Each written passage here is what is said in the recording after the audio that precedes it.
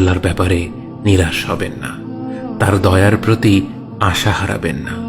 যখন কোনো বান্দার জন্য দুনিয়া সংকীর্ণ হয়ে আসে, বিশেষ করে যখন আপনাকে মানুষ পরিত্যাগ করে, এবং বিশেষ করে এমন কেউ যার উপর আপনি আস্থা রাখতেন কিন্তু সে আপনাকে নিরাশ করেছে, আপনি আল্লাহর পরে তার উপরই আশা রাখতেন অথচ সে আপনাকে লাঞ্ছিত করেছে, সেই সময়ে জেনে রাখবেন যে আল্লাহ চাচ্ছেন আপনি তার শরণাপন্ন হন।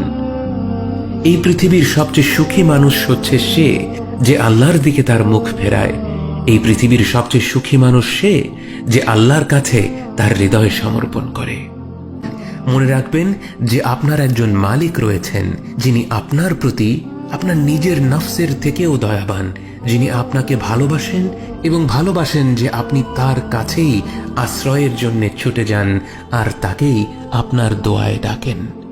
জেনে রাখবেন যে একমাত্র আল্লাহর প্রতি দৃঢ় বিশ্বাসী আপনার জীবনের সংকীর্ণতা দূর করে প্রাচুর্য এনে দিতে পারে, অন্ধকার দূর করে আবার আলোকিত করে দিতে পারে।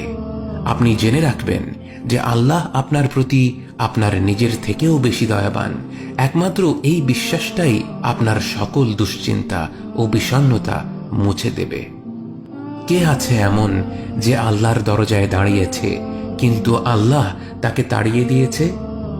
তিনি তো সবচাইতে উদার, মহা দয়ালু, মায়ার সাগর।